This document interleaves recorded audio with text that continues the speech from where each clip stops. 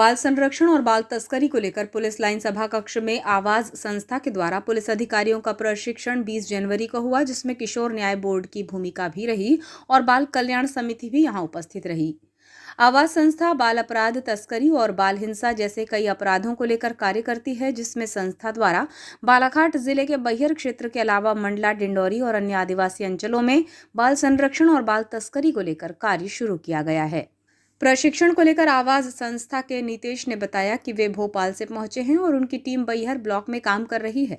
प्रशिक्षण को लेकर उन्होंने कहा कि इसका मकसद आपसी सामंजस्य से एक समझ विकसित करना है, जिसमें पुलिस अलग अलग स्तर से बालकों के संरक्षण को लेकर कार्य कर रही है। उन्होंने बताया कि बाल तस्करी एक पैटर्न से होती है, हम उसे पहचान नहीं पाते। इसे जानने का कैसा नजरिया हो सकता है और प्रदेश में क्या स्थिति है, इससे अवगत कराने के लिए वे यहां पहुंचे हैं और प्रशिक्षण दिया जा रहा है। उन्होंने बताया कि लोगों को काम के बहाने ले जाना या फिर पलायन होता है, वहां से मानव तस्करी कर दी जाती है। एक केस में बालिका का पता चला है जिसकी शादी राजस्थान में कर दी गई। इसकी बड़ी वजह वहां लिंगानुपात कम होना है। ये भी एक बाल तस्करी का तरीका सामने आया है। उन्होंने बताया कि मध्य प्रदेश में NCRB का डेटा है, 16 बच्चे लापता हैं। ऐसे मामले में अक्सर कई बच्चे होते हैं जो कभी मिलते ही नहीं हैं। भोपाल में कई बच्चे मिले हैं जो बाहरी राज्यों से लाए गए थे, उनकी उन राज्यों में गुमशुदगी हुई है। डेटा के मुताबिक 11 बच्चे मध्य प्रदेश के नहीं मिल रहे हैं, तो हम समझ सकते हैं कि मानव तस्करी हुई होगी। जिन बच्चों के साथ अपराध होता है और जो बच्चे अपराध करते हैं, दोनों के प्रति संवेदनशीलता होनी चाहिए और जो नियमों का पालन पुलिस अधिकारियों द्वारा किया जाना चाहिए, उसकी जानकारी भी दी गई है। इस प्रशिक्षण के दौरान पुलिस अधिकारी काफी संख्या में मौजूद रहे। आज जो प्रशिक्षण है वो थोड़ा सा एक समझ विकसित करने का है। ऑलरेडी हमारी जो पुलिस है वो अच्छा काम कर रही है और वो अलग अलग स्तर पे ट्रैफिकिंग को लेके काम कर रही है। परंतु एक होता क्या है कि कभी कभार हम आसपास जो चीज़ें हैं, हम ट्रैफिकिंग एक पैटर्न से होती है और हम उस पैटर्न को आइडेंटिफाई नहीं कर पाते।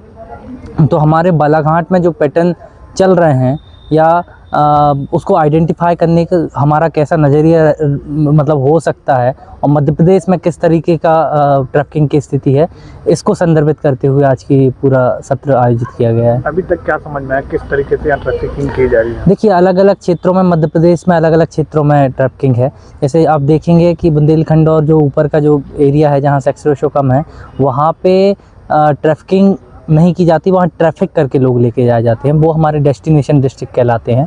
और ये जो यहाँ के जो नीचे वाले जहाँ पे सेक्स रेशो रिच है, बालाघाट, बैतूल, मंडला, इन क्षेत्रों में, डिंडौरी, इन क्षेत्रों में सेक्स रेशो थोड़ा रिच है।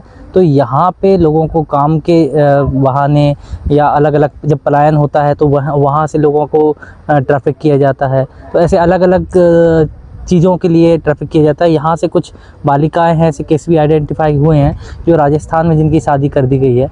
तो राजस्थान में आप जानते हैं कि सेक्स रेशो कम है, तो ऐसे ट्रैफिकिंग का जो पैटर्न है थोड़े से आइडेंटिफाई हुए हैं और लगातार इस पर हम लोग रिसर्च और काम कर रहे हैं। अगर रेशो की बात की जाए तो कितने रेशो होंगे प्रदेश में और जिला कौन सा नंबर है? देखिए, हम जो है यदि हम ज़िले की बात करें तो ये शीर्ष 5 ज़िलों में आता है। और जब स्थिति बात करें तो हम इसको गुमशुदा से ट्रैक करें कि मध्य प्रदेश में हर NCRB का डेटा है कि हर दिन यदि एवरेज देखें तो 30 बच्चे गायब हो रहे हैं, जिनमें से 16 बालिकाएं हैं, बाकी के बालक हैं। आप खुद हम इसको देख सकते हैं, इनमें से 11 ऐसे बच्चे हैं, बालक बालिकाएं, जो कभी मिलते नहीं।